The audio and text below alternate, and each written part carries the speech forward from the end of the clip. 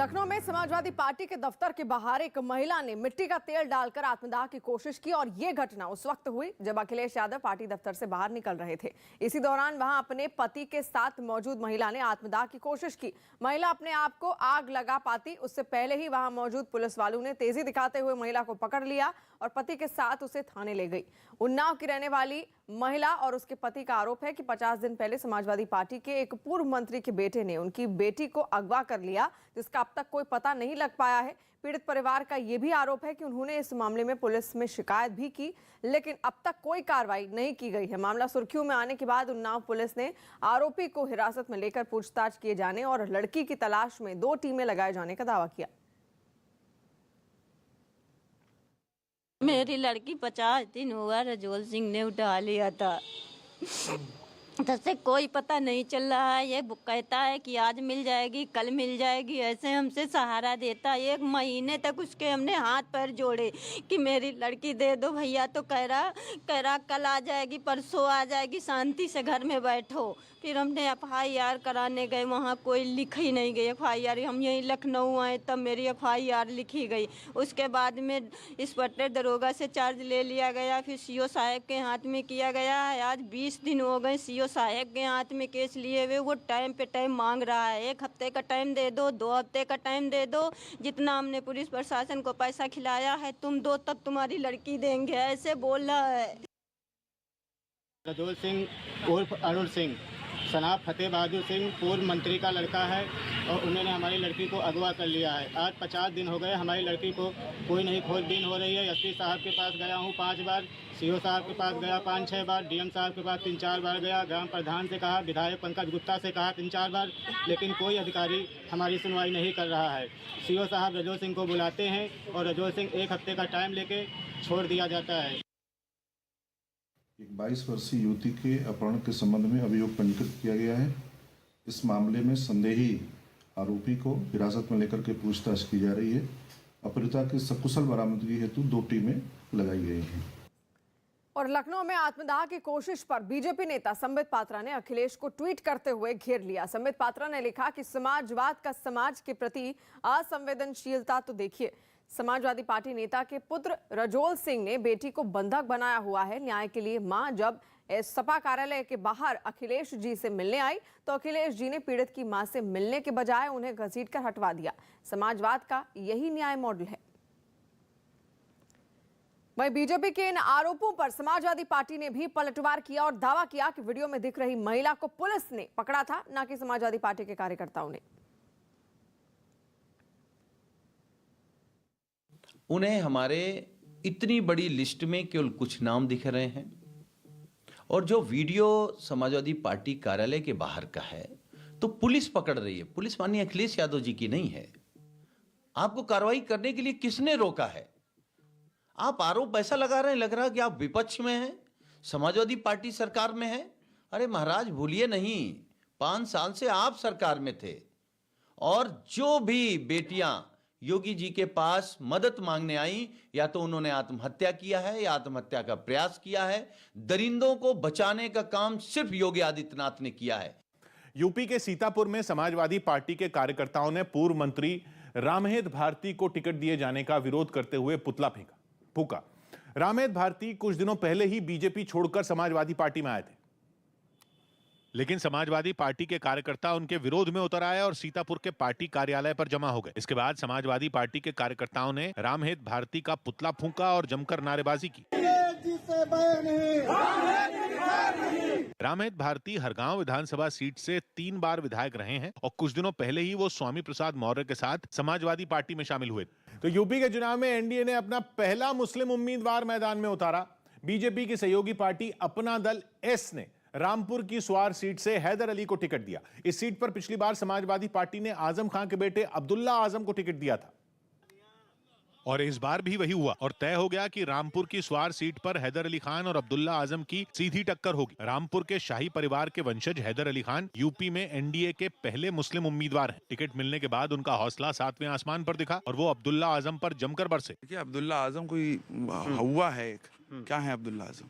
उन्होंने 17 में जो चुनाव जीता था तो सरकार और प्रशासन के दबाव में जीता था। बीजेपी की सहयोगी पार्टी अपना दल एस ने उम्मीद जताई कि हैदर अली पर उसने जो दांव लगाया वो सही साबित होगा। मुझे लगता है कि इस परिवार की जो प्रतिष्ठा, जो आदर सम्मान है उस क्षेत्र में, उसको देखते हुए वो एक उपयुक्त प्रत्याशी हैं। हैदर अली ने हाल ही में कांग्रेस छोड़कर अपना दल का दामन थामा है और कांग्रेस ने भी उन्हें इसी सीट से टिकट दिया था, लेकिन इस ऐलान के कुछ ही दिन बाद वो अपना दल एस में शामिल हो गए और उसने भी उन्हें रामपुर की स्वार सीट से उम्मीदवार बनाया। हैदर अली खान कांग्रेस नेता और रामपुर की सांसद रह चुकी नूर बानो के पोते हैं। उनके पिता और कांग्रेस नेता नवाब काजिम अली खान रामपुर से चुनाव लड़ने जा रहे हैं। समाजवादी पार्टी ने रामपुर से आजम खान और स्वार से अब्दुल्ला आजम को टिकट दिया है। मतलब यह कि इन दोनों सीटों पर लड़ाई नवाब खानदान और आजम परिवार के बीच होगी। स्वार सीट से 4 बार विधायक रह चुके हैदर अली के पिता काजिम अली खान 2017 में अब्दुल आजम से यह सीट हार गए थे, लेकिन 2019 में अब्दुल्ला आजम का गलत हलफनामे की वजह से विधायक पद चला गया था, जिसके शिकायतकर्ता हैदर के पिता काजिम ही थे। और इस बार वो रामपुर सीट से आजम खान के खिलाफ ताल ठोक रहे हैं। वैसे आजम खान अभी जेल में है, लेकिन अब्दुल्ला आजम कुछ दिन पहले ही जेल से बाहर आ चुके हैं। समाजवादी पार्टी स्वार सीट से चुनाव लड़ने के लिए उनके नाम का ऐलान भी कर चुकी है, जिसके बाद इस लड़ाई के लिए हैदर अली खान भी पूरी तरह तैयार नजर आए और उन्होंने अब्दुल्ला आजम पर लोगों की सहानुभूति लेने का आरोप लगाया। आज की डेट में अगर उनके बेटे रो रहे हैं तो वो सिर्फ यूं रो रहे हैं क्योंकि उनके ये एक ड्रामा है। आजम खान भी नौटंकी ड्रामा करते थे रोने धोने का। हैदर अली ने हमला किया तो अब्दुल्ला आजम ने भी जवाब दिया। 10 तारीख को बात करेंगे और कोई किसी को भी कैंडिडेट बनाए, मुझे कोई फर्क नहीं पड़ता। यूपी में बीजेपी गठबंधन ने 2014 के बाद पहली बार किसी मुस्लिम प्रत्याशी पर दांव खेला है और माना जा रहा है कि हैदर अली को टिकट देने का मकसद केवल रामपुर में समाजवादी पार्टी को मात देना नहीं, बल्कि पूरे यूपी में शिया समुदाय के खिलाफ मुसलमानों को एनडीए की तरफ खींचना है। सूत्र बता रहे हैं कि बीजेपी शिया समुदाय के लोगों को अपने पाले में खींचना चाहती है। रामपुर के स्वार से चुनाव लड़ने वाले हैदर अली खान भी शिया समुदाय के हैं और माना जा रहा है कि हैदर अली के जरिए बीजेपी पूरे यूपी के शिया समुदाय के लोगों को अपनी ओर करना चाहती है। माना जाता है कि 2017 में बीजेपी के सत्ता में आने की एक बड़ी वजह शिया समुदाय के लोग भी थे। यही नहीं, पिछले चुनाव में शिया धर्मगुरुओं ने सूफी संतों के साथ मिलकर समाजवादी पार्टी के खिलाफ प्रचार भी किया था, जिसका फायदा बीजेपी को मिला था। सूत्र बता रहे हैं कि मुस्लिम समुदाय में खुद को अल्पसंख्यक समझने वाले शिया समुदाय के लोग मानते हैं कि अगर बीजेपी सत्ता में आई तो उन्हें ज्यादा तवज्जो मिलेगी। केंद्र में बीजेपी सरकार में मंत्री मुख्तार अब्बास नकवी और यूपी में मंत्री मोहसिन रजा शिया समुदाय से ही आते हैं। और बिहार के बख्तियारपुर में पुलिस ने ड्रोन की मदद से शराब की भट्टियों पर छापेमारी कर हजारों लीटर जहरीली शराब को नष्ट कर दिया। पिछले कुछ दिनों में राज्य के अलग अलग जिलों में जहरीली शराब पीने से कई लोगों की मौत हो चुकी है, जिसके बाद से पूरे राज्य में अवैध शराब का कारोबार करने वालों के खिलाफ पुलिस ने मोर्चा खोल दिया। इसी कड़ी में पुलिस ने बख्तियार के दियारा इलाके में छापेमारी कर हजारों लीटर जहरीली शराब को बर्बाद कर दिया। गंगा किनारे मौजूद इस इलाके में शराब की भट्टियों का पता लगाने के लिए पुलिस ने ड्रोन की मदद ली। आसमान में उड़ते हुए ड्रोन के जरिए जैसे ही शराब की भट्टियों का पता चला, पुलिस ने वहां छापा मार दिया। सबसे पहले पुलिस ने भट्टी को ध्वस्त किया और फिर वहां ड्रमों में मौजूद हजारों लीटर कच्ची शराब को जमीन पर बिखर कर नष्ट कर दिया। जहरीली शराब बनाने की इस भट्टी को बदमाशों ने झाड़ियों के बीच बनाया था ताकि वो किसी की नजर ना आ सके। दुनिया की 2 महाशक्तियां, 2 परमाणु ताकतें भिड़ने वाली हैं। एक दूसरे के दुश्मन अमेरिका और रूस के बीच कभी भी युद्ध छिड़ सकता है, ये आसार दिख रहे हैं कभी भी। और जंग का मैदान बनेगा रूस का पड़ोसी देश यूक्रेन। वैसे तो रूस काफी वक्त से ही तेवर दिखा रहा था, लेकिन अब तो अमेरिका ने साफ कह दिया कि रूस किसी भी वक्त यूक्रेन पर हमला कर सकता है। अमेरिका को हमले का अंदेशा इस कदर है कि उसने यूक्रेन में अपने दूतावास में काम करने वाले स्टाफ के घर वालों को यूक्रेन छोड़ने का आदेश दे दिया है। बल्कि अमेरिका की एम्बेसी के गैर जरूरी स्टाफ को भी यूक्रेन से निकलने को कह दिया गया है। और तो और अमेरिका के विदेश मंत्रालय ने अपने नागरिकों को चेतावनी तक जारी कर दी कि यूक्रेन और रूस तो भूल कर भी न जाएं, और जो अमेरिकी पहले ही यूक्रेन में हैं वो भी वहां से जितना जल्दी हो सके निकल जाएं। अमेरिका ने अपनी एडवाइजरी में साफ लिखा कि अगर एक बार रूस ने यूक्रेन पर हमला कर दिया तो फिर शायद अमेरिका वहां मौजूद अपने नागरिकों को बाहर नहीं निकाल पाएगा। मतलब जंग की सूरत में अमेरिका ने यूक्रेन में अपने नागरिकों की मदद करने से ही हाथ खड़े कर दिए हैं। यूक्रेन पर रूस के हमला करने की आशंका अकेले अमेरिका को ही नहीं है, ब्रिटेन को भी लड़ाई छिड़ने का डर है। इसलिए उसने तो यूक्रेन में अपने दूतावास से स्टाफ को निकालना भी शुरू कर दिया। यूक्रेन की राजधानी कीव में ब्रिटिश एम्बेसी में काम कर रहा करीब आधा स्टाफ अपने देश वापस जाएगा। ये कदम बहुत बड़ा है। यूक्रेन और रूस के बीच चल रही तनातनी कोई अचानक पैदा नहीं हुई है, उनका झगड़ा काफी वक्त से चल रहा है, लेकिन हालात कभी इस हद तक नहीं बिगड़े कि अमेरिका और ब्रिटेन जैसे देश यूक्रेन में अपने दूतावास खाली करने की तैयारी में जुट जाएं। अमेरिका इस तरह के कदम तभी उठाता है जब उसके पास कोई ठोस वजह हो, जब उसे दूसरे देश में तैनात अपने राजनयिकों के खतरे में होने का डर हो। मतलब साफ है कि अमेरिका के पास खुफिया जानकारी है कि रूस अब यूक्रेन पर हमला करने ही वाला है। इसी वजह से अमेरिका के विदेश मंत्री एंटनी ब्लिंकन ने भी एक दिन पहले रूस को खुली चेतावनी दे दी। उन्होंने दो टूक कहा कि अगर रूस की और फौज यूक्रेन में दाखिल हुई तो फिर सिर्फ अमेरिका ही नहीं बल्कि पूरे यूरोप से उसे मुंह तोड़ जवाब मिलेगा। सिर्फ अमेरिका से ही नहीं बल्कि पूरे यूरोप से। यह शब्द बहुत अहम है और इसीलिए कई विश्लेषक इसे तीसरे विश्व युद्ध की आहट मान रहे हैं, क्योंकि अगर रूस ने यूक्रेन पर हमला कर दिया तो यह लड़ाई यूक्रेन और रूस के बीच नहीं होगी, युद्ध होगा अमेरिका और रूस के बीच, क्योंकि यूक्रेन की सेना रूस की सेना के आगे कहीं नहीं ठहरती, वो उसका मुकाबला ही नहीं कर सकती।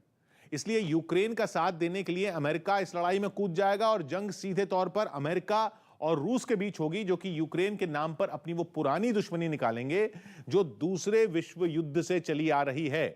अमेरिका और रूस के भिड़ने का मतलब है कि फिर नाटो में शामिल यूरोप के देश भी लड़ाई में कूदेंगे और बेलारूस जैसे रूस के साथी भी इस जंग का हिस्सा बन जाएंगे। यानी जिस तीसरे विश्व युद्ध को अब तक नामुमकिन माना जाता था वो हो सकता है। पिछले महीने ही अमेरिका और खुद यूक्रेन ने दावा किया था कि रूस उस पर हमला करने की तैयारी कर रहा है और जनवरी के आखिर तक रूस यूक्रेन पर धावा बोल दे। जनवरी खत्म होने को है और इसीलिए अमेरिका को डर है कि रूस कभी भी यूक्रेन पर हमला कर सकता है। लेकिन ये हालात कोई रातों रात नहीं बिगड़े, मामला काफी वक्त से गर्म चल रहा है। हालांकि रूस ने यूक्रेन पर हमला करने की किसी भी प्लानिंग से साफ इनकार किया है, मगर उसकी करनी और कथनी में फर्क है।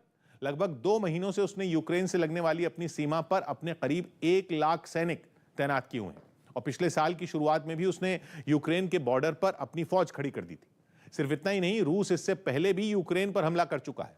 2014 में रूस ने यूक्रेन के दक्षिणी इलाके क्राइमिया पर कब्जा कर लिया था और आज वहां रूस की सेना तैनात है। लेकिन अगर बात सिर्फ रूस और यूक्रेन के बीच की है तो फिर अमेरिका क्यों उसमें कूद रहा है?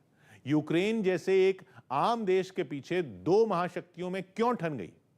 तो इसकी वजह है यूक्रेन की लोकेशन। एक तो सोवियत संघ का हिस्सा रह चुका यूक्रेन रूस का पड़ोसी है, दूसरा यह कि वो नक्शे में रूस के पश्चिमी तरफ है। यूक्रेन यूरोप और रूस दोनों के साथ अपना बॉर्डर शेयर करता है। इसी वजह से रूस और अमेरिका दोनों यूक्रेन को अपनी तरफ करना चाहते हैं। अब सवाल यह है कि रूस को दिक्कत किस बात से है? क्यों वो यूक्रेन की आंखों को आंखें दिखा रहा है? तो फसाद की जड़ है नाटो। नाटो मतलब नॉर्थ अटलांटिक ट्रीटी ऑर्गेनाइजेशन, जो कि बना था आज से 72 साल पहले 1949 में। नाटो अमेरिका, ब्रिटेन, फ्रांस और जर्मनी जैसे यूरोप और उत्तरी अमेरिका के 30 देशों का मिलिट्री अलायंस है।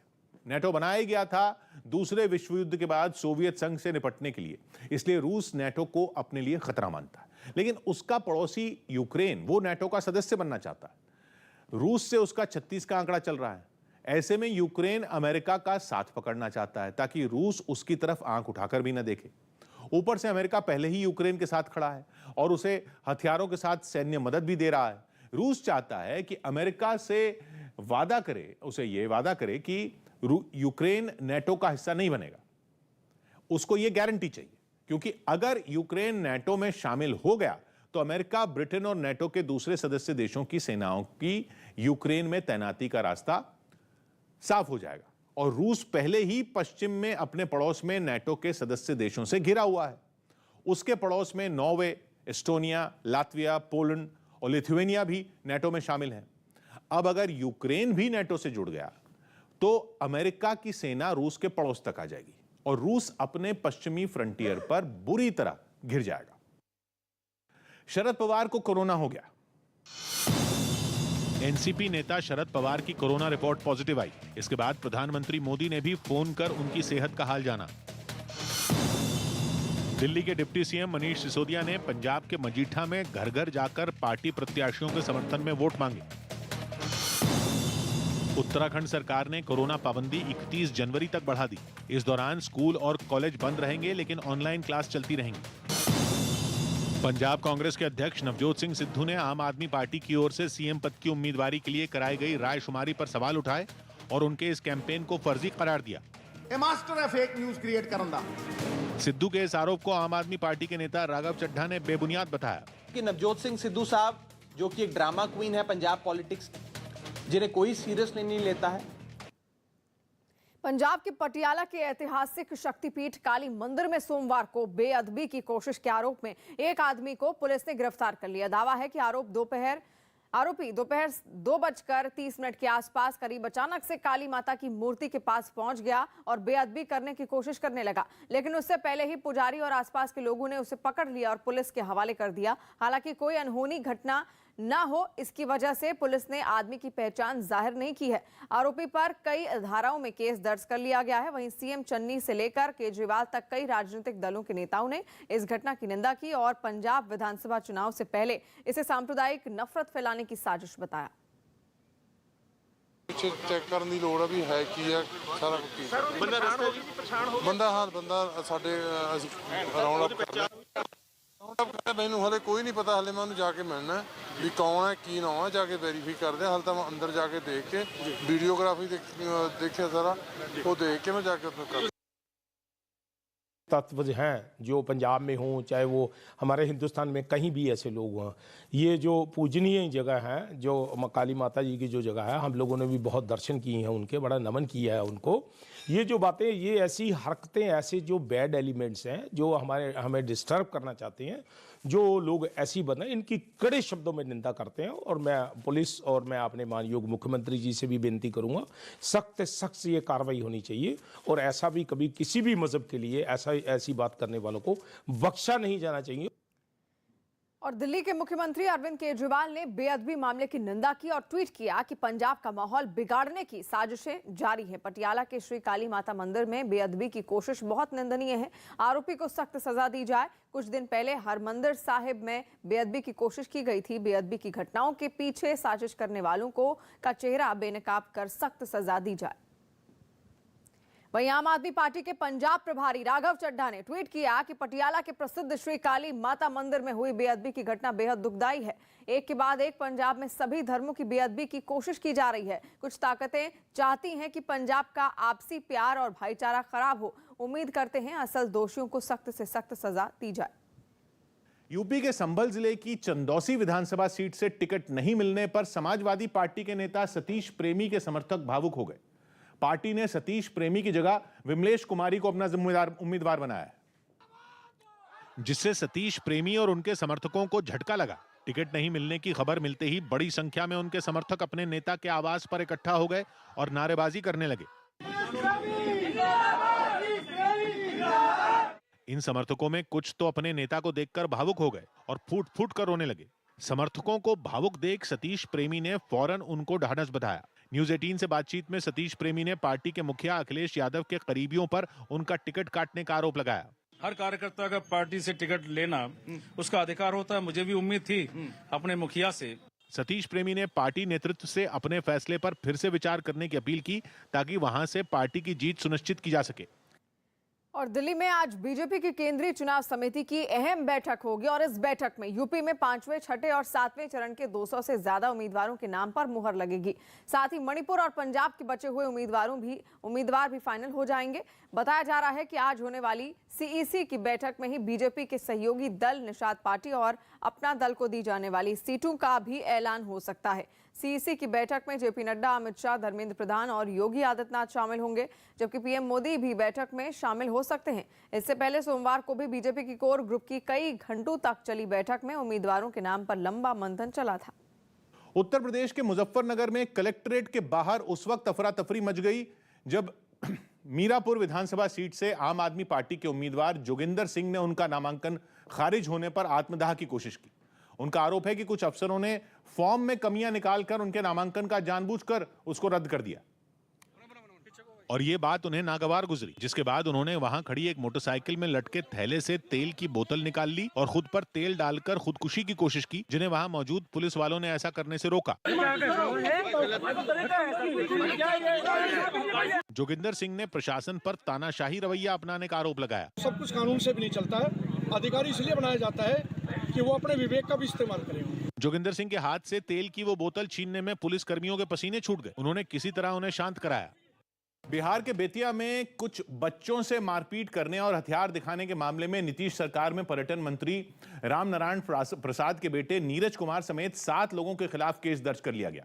आरोप है कि एक रोज पहले नीरज कुमार ने उनके बगीचे में क्रिकेट खेल रहे कुछ बच्चों के साथ मारपीट की थी और उन्हें हथियार दिखाकर धमकाया भी था, जिसके बाद राज्य सरकार में मंत्री के बेटे नीरज कुमार के अलावा 6 लोगों के खिलाफ थाने में एफआईआर दर्ज की गई। इसमें तो पुलिस जांच कर रही है, इन्वेस्टिगेशन के बाद ही कार्रवाई करेगी। इस मामले की जांच के लिए पुलिस ने एक टीम बनाई है, लेकिन मामला मंत्री के बेटे से जुड़ा था तो उस पर सियासी हंगामा खड़ा होने में भी देर नहीं लगी और विपक्षी पार्टियों ने सरकार को घेरना शुरू कर दिया।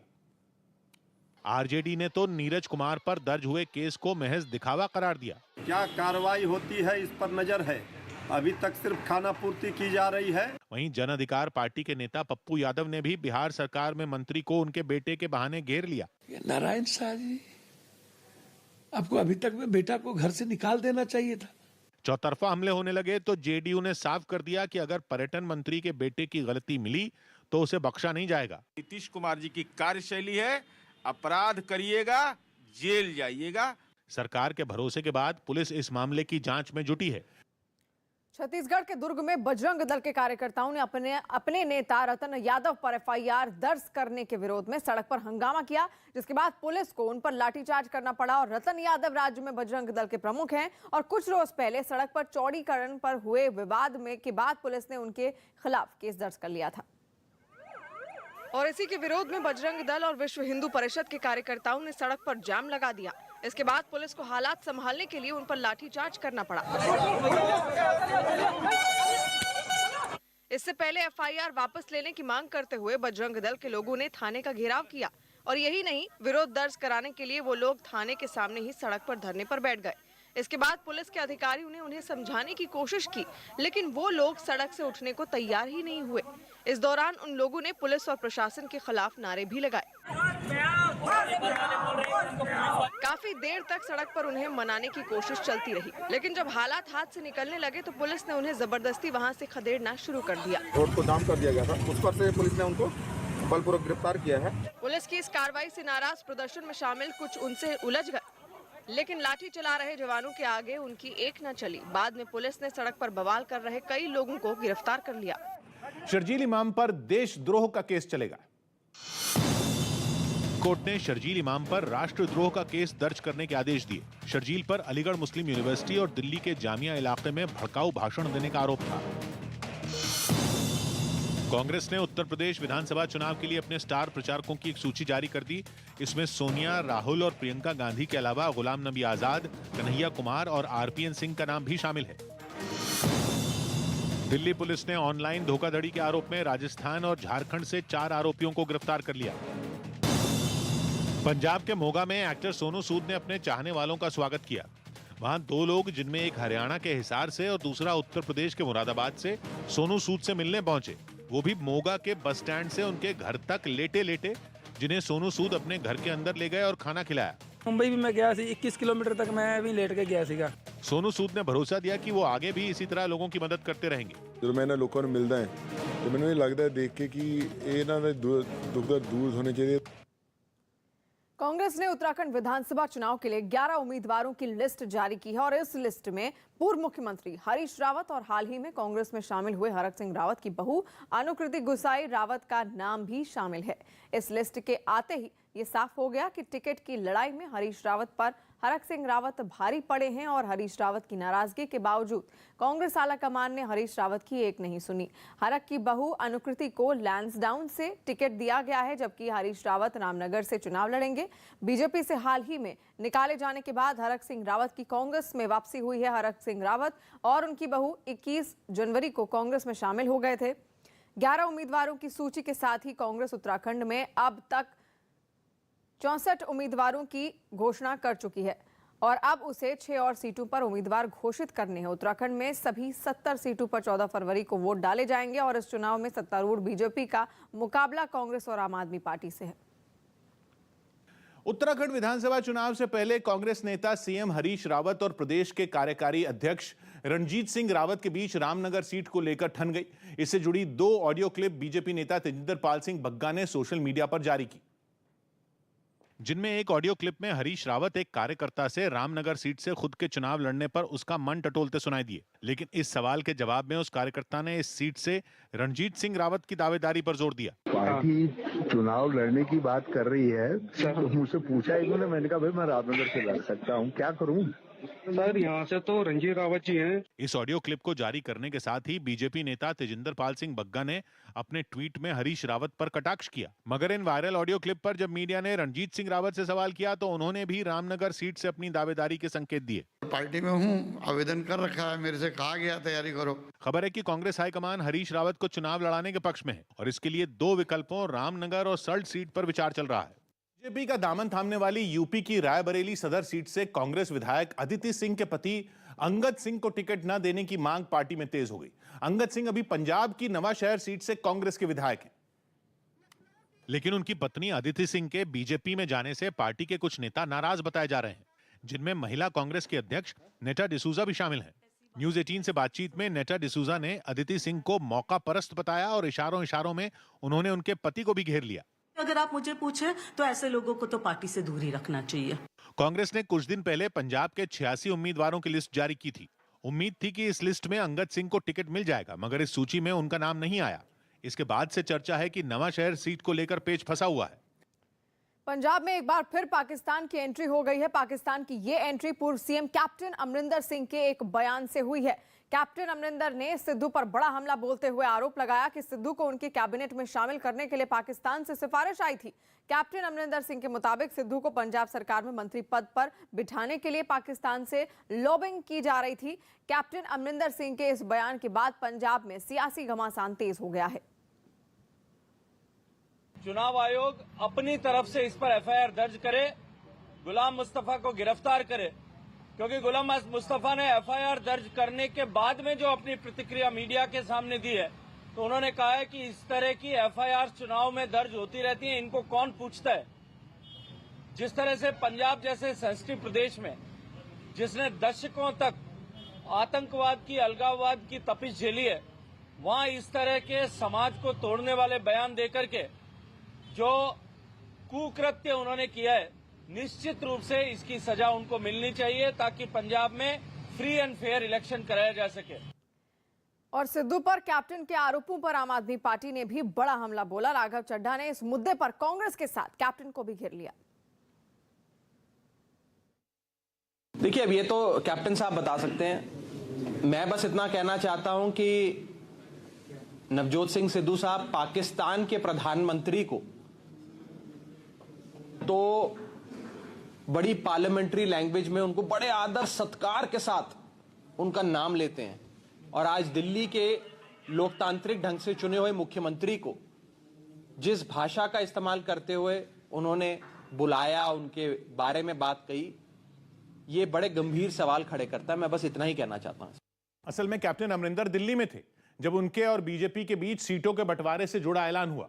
उसी वक्त कैप्टन अमरिंदर ने आरोप लगाया कि उनके मंत्रिमंडल में सिद्धू को जगह दिलाने के लिए पाकिस्तान के प्रधानमंत्री लॉबिंग कर रहे थे, और सीधा कैप्टन अमरिंदर को यह संदेश भिजवा रहे थे कि सिद्धू को कैबिनेट में शामिल किया जाए। पाकिस्तान से मैसेज ये आया मुझे कि the prime minister has sent a request कि if you can take Sidhu into your cabinet I will be grateful, he is an old friend of mine, और अगर वो काम नहीं करेगा तो उसको निकाल देना। यहां तक कि कैप्टन अमरिंदर ने सिद्धू को नाकाबिल और निकम्मा तक कह दिया। I removed mister Sidhu from the job because the man was totally incompetent, incapable and totally useless in his job. हालांकि कांग्रेस ने भी जवाब देने में देर नहीं लगाई। कैप्टन साहब दिल्ली जाके भाजपा के मुख्यालय से कुछ बोलते हैं तो मुख तो उनका होता है, लेकिन जो बोली और भाषा है वो उनकी नहीं, भाजपा की होती है। पाकिस्तान के प्रधानमंत्री इमरान खान से उनकी दोस्ती का मुद्दा इस चुनाव में पहली बार नहीं उठा, लेकिन पंजाब की सरकार के कामकाज में भी इमरान का दखल रहा, ये बात पहली बार सामने आई। न्यूज 18 को दिए इंटरव्यू में भी इमरान से दोस्ती पर सिद्धू ने सफाई दी थी। आपको इमरान खान का दोस्त बताया जाता है। अगर मैं किसी के साथ 20 साल क्रिकेट खेला हूं, ठीक है, मैं किसी के साथ, विराट कोहली अगर वसीम अकरम मैं वसीम अकरम के साथ कम से कम नहीं 6 से 7 साल कमेंट्री करता रहा, तो क्या मैं पीट करके खड़ा हो जाऊं उसको? लेकिन बीजेपी को कैप्टन के आरोपों ने नया मुद्दा थमा दिया। अमित मालवीय ने ट्वीट कर कांग्रेस पर तीखा हमला बोला। बीजेपी ने इमरान और सिद्धू की दोस्ती को सिद्धू को गांधी परिवार की शय से जोड़ दिया। ड्रग्स केस में अकाली दल के नेता बिक्रम मजीठिया को झटका लगा। अकाली दल के नेता बिक्रम सिंह मजीठिया को पंजाब और हरियाणा हाईकोर्ट में बड़ा झटका लगा। अदालत ने उनकी अग्रिम जमानत अर्जी को खारिज कर दिया। मजीठिया पर ड्रग्स केस में 20 दिसंबर को मोहाली में एक मामला दर्ज किया गया था। केरल के कालीकट एयरपोर्ट पर एक यात्री के पास से 8 सोने के सिक्के बरामद किए गए। ये यात्री दुबई से आया था और उसने ये सिक्के चप्पल में छिपाए हुए थे। उत्तर प्रदेश में कोरोना टीके लगाने का आंकड़ा 25 करोड़ के पार पहुंच गया, जिसमें करीब 8.5 लाख प्रिकॉशन डोज भी शामिल है। 25 करोड़ का यह आंकड़ा पार करने पर सीएम योगी आदित्यनाथ ने भी खुशी जताई। भारतीय महिला टीम की सलामी बल्लेबाज स्मृति मंधाना को साल 2021 के लिए आईसीसी की women cricketer of the year चुना गया। अखिलेश यादव के पाकिस्तान को भारत का असली दुश्मन न बताने वाले बयान पर बीजेपी ने उन्हें घेरने की कोशिश की। एक दिन पहले एक अखबार को दिए इंटरव्यू में समाजवादी पार्टी के अध्यक्ष अखिलेश यादव ने बयान दिया कि पाकिस्तान नहीं बल्कि चीन भारत का असली दुश्मन है। और उनके इसी बयान पर बीजेपी हमलावर हो गई। बीजेपी प्रवक्ता संबित पात्रा ने लखनऊ में एक प्रेस कॉन्फ्रेंस करके अखिलेश यादव से माफी की मांग की। जिन्ना से जो करे प्यार वो पाकिस्तान से कैसे करे इनकार। समाजवादी पार्टी ने भी बीजेपी के हमले का जवाब देने में देर नहीं लगाई। भारतीय जनता पार्टी से समाजवादी पार्टी को किसी देशभक्ति के सर्टिफिकेट की जरूरत नहीं है। इससे पहले भी अखिलेश यादव ने जिन्ना पर बयान दिया था, जिसके बाद बीजेपी ने उन्हें घेरा था। समाजवादी पार्टी ने उत्तर प्रदेश विधानसभा चुनाव के लिए 159 उम्मीदवारों की लिस्ट जारी कर दी है, जिसमें अखिलेश यादव मैनपुरी की करहल सीट से पहली बार चुनाव लड़ रहे हैं। वहीं आजम खान रामपुर से चुनाव लड़ेंगे, जो इस वक्त जेल में बंद है। आजम खान के बेटे अब्दुल्ला आजम खान को रामपुर की स्वार सीट से समाजवादी पार्टी ने उम्मीदवार बनाया है। अब्दुल्ला हाल ही में जमानत पर जेल से बाहर आए हैं। अब्दुल्ला आजम खान 2017 में विधायक बने थे, लेकिन फर्जी दस्तावेजों के चलते उनकी विधायकी रद्द कर दी गई थी। साथ ही जेल भी जाना पड़ा। और वहीं बीजेपी छोड़कर समाजवादी पार्टी में शामिल होने वाले धर्म सिंह सैनी को नकुड़ से उम्मीदवार बनाया गया है, जबकि नाहिद हसन को पार्टी ने कैराना से उम्मीदवार बनाया है, जो इस वक्त जेल में बंद है। समाजवादी पार्टी ने 159 उम्मीदवारों की लिस्ट में एम और वाई फैक्टर भी नजर आ रहा है। लिस्ट के हिसाब से 31 मुस्लिम उम्मीदवारों को टिकट दिया गया है और साथ ही 20 यादवों को उम्मीदवार बनाया गया है। इस लिस्ट पर बीजेपी ने समाजवादी पार्टी को घेर लिया और आरोप लगाया कि लिस्ट नहीं है, लेकिन अपराधी वही हैं। समाजवादी पार्टी की जो विधानसभा के प्रत्याशियों की सूची थी वो कई दिनों से जारी नहीं हो रही थी और वो चुपके चुपके लोगों को सिंबल दे रहे थे। भारतीय जनता पार्टी ने आज ही ये सवाल मीडिया के माध्यम से किया था कि समाजवादी पार्टी के जो कैंडिडेट हैं उनके बारे में सूची न जारी करके चुपचाप दे रहे हैं, क्योंकि उनकी जो सूची है जारी होते ही प्रदेश में तहलका मचेगा। लोग समझेंगे कि ये नई सपा नहीं वही सपा है। और सबसे बड़ी बात क्या है, लिस्ट नई है, अपराधी वही है। हम देख रहे हैं कि सूची जो आई है उसमें दंगे के अपराधी हैं, दंगाई हैं, गैंगस्टर हैं। देखिए, समाजवादी पार्टी ने 2012 में जो लूट योजना की नींव रखी थी, जो गुंडागर्दी का एक नींव रखने का काम किया था, उसका स्पष्ट स्वरूप आपकी सूची के माध्यम से दिखाई पड़ता है। एक तरफ अब्दुल्ला आजम है, एक तरफ मोहम्मद आजम खान, एक तरफ नाहिद हसन है, एक तरफ सोलंकी है, एक तरफ महबूब अली, जैसे ऐसे नाम आपकी सूची में देखने को आज मिले हैं, जिससे यह स्पष्ट हो जाता है कि आपकी सोच कैसी है। यह सोच आपकी स्पष्ट तौर से उत्तर प्रदेश की जनता को आप डराने के लिए, धमकाने के लिए कि देखो मेरे पास गुंडों की फौज है प्रत्याशियों के रूप में, अगर समाजवादी पार्टी को वोट नहीं दिया तो मैं तुम्हारा क्या हश्र करूंगा। जो हम लोगों ने कहा कि समाजवादी पार्टी गुंडों की पार्टी है, वो सिद्ध भी कोई कर रहा है तो अखिलेश यादव ही कर रहे हैं। जिस प्रकार से टिकट वितरण कर रहे हैं, जिनको बेल नहीं मिल सकती, सुप्रीम कोर्ट रिजेक्ट कर रहा है, आजम खान उनके बेटे हो, उनको भी वो टिकट दे रहे हैं। ये साफ हो रहा है कि जिस दिशा में अखिलेश जी चल रहे हैं वो फिर से चाहते हैं कि उत्तर प्रदेश में गुंडा राज रहे, और इसलिए वो टिकट अपराधियों को दे रहे हैं। मगर उत्तर प्रदेश की जो जनता है वो साफ देख रही है। उन्होंने अखिलेश जी को नकार दिया है। उनकी नैया अपराधियों के साथ पार नहीं होगी। बीजेपी के आरोपों पर समाजवादी पार्टी ने भी पलटवार किया और दावा किया कि यूपी में बीजेपी इस बार सरकार नहीं बना पाएगी, इसलिए इस तरह के आरोप लगा रही है। समाजवादी पार्टी ने दावा किया कि 159 उम्मीदवारों की लिस्ट में सभी धर्म और जातियों को बराबर जगह दी गई है। देखिए, भारतीय जनता पार्टी डरी हुई है और वो जान रही है कि उसका सुपड़ा साफ होने जा रहा है। ये भाजपा जब सरकार में थी तो पिछड़ों का आरक्षण छीना, दलितों का आरक्षण छीना, दलित बेटियों पर अत्याचार करने वालों को राष्ट्रवादी बता रहे थे, सारे विभाग लूट लिए। कोरोना महामारी में जिस सरकार ने बेईमानी कर ली हो, आज जब सरकार के पास कोई बात गिनाने को नहीं है, कोई काम गिनाने को नहीं है, तो हमारी लिस्ट पर सवाल खड़ा कर रही है। पूरी लिस्ट पे क्यों नहीं बात करते हैं? और माननीय अखिलेश यादव जी ने इस बात को साफ कहा है, जिसकी जितनी हिस्सेदारी उसकी उतनी भागीदारी। चुनावी मैदान में उतरा जाएगा। उम्मीद तो यही करिए कि वो चुनाव से पहले आ जाए। और रामपुर शहर की जहां तक बात है, ये वो विधानसभा सीट है जहां नारा लगा था आजम बनाम वजीर आजम। तभी आजम साहब जीते थे। अगर किसी के दिल में ये ख्याल है कि आजम खान साहब अगर जेल में है तो उनका इलेक्शन कमजोर होगा, ऐसा नहीं। यूपी चुनाव में बीजेपी ने उम्मीदवारों की लिस्ट के बहाने समाजवादी पार्टी पर हमले तेज कर दिए। बीजेपी ने समाजवादी पार्टी पर अपने उम्मीदवारों की लिस्ट नहीं जारी करने का आरोप लगाया और दावा किया कि समाजवादी पार्टी अपने उम्मीदवारों की लिस्ट सिर्फ व्हाट्सएप पर ही जारी करती है। अखिलेश जी, यदि आप में हिम्मत है, नैतिकता है, तो आप अपने उम्मीदवारों की सूची को जारी करें। बीजेपी के वार पर समाजवादी पार्टी ने भी पलटवार करने में देर नहीं लगाई। देखिए, भारतीय जनता पार्टी से पूछ के समाजवादी पार्टी अपनी रणनीति थोड़ी बनाएगी। यूपी में समाजवादी पार्टी के साथ मिलकर चुनाव लड़ रही सुहेल देव भारतीय समाज पार्टी के अध्यक्ष ओम प्रकाश राजभर ने भी बीजेपी पर तंज कसा। इन लोग के काहे पिराता सूची हमें जारी करे के है, प्रत्याशी हमें घोषित करे के है। इस घमासान के बीच समाजवादी पार्टी ने यूपी चुनावों के लिए उम्मीदवारों की पहली लिस्ट जारी कर दी। इस लिस्ट में खुद अखिलेश यादव समेत समाजवादी पार्टी के कई बड़े चेहरे शामिल हैं, जिसमें समाजवादी पार्टी के अध्यक्ष अखिलेश यादव मैनपुरी की करहल सीट से चुनाव लड़ रहे हैं, तो मोहम्मद आजम खान को रामपुर सीट से टिकट दिया गया है। वहीं आजम खान के बेटे अब्दुल्ला आजम खान को स्वार सीट से मैदान में उतारा गया है, तो शामली के कैराना से नाहिद हसन को लड़ाया जा रहा है। रायबरेली की ऊंचाहार सीट से मनोज पांडे को ही टिकट दिया, जबकि बरेली कैंट से सुप्रिया आयरन को टिकट दिया गया। इस साल राष्ट्रपति भवन में एट होम कार्यक्रम नहीं होगा।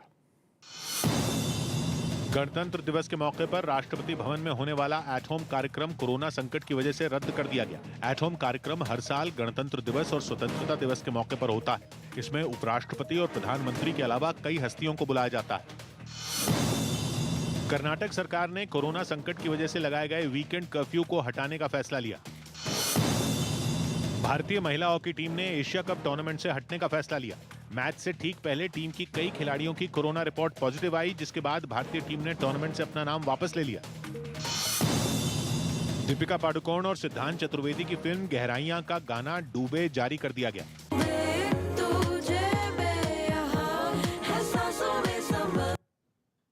अफ्रीकी देश सूडान की राजधानी खार्तूम में सैनिक शासन के खिलाफ लोगों ने शहर की सड़कों पर जमकर बवाल किया। पिछले साल अक्टूबर में सेना ने वहां पर तख्ता पलट कर दिया था, जिसके बाद से सूडान में जनता और सेना के बीच संग्राम छिड़ा है। और इसी कड़ी में खार्तूम की सड़कों पर एक बार फिर से वहां के लोगों ने सेना के खिलाफ मोर्चा खोल दिया। वहां से आई एक तस्वीर में सड़क पर आग की लपटें उठती हुई दिखाई दी। यही नहीं, उससे निकलने वाला काला धुआं पूरे इलाके में फैलता हुआ दिखाई दिया।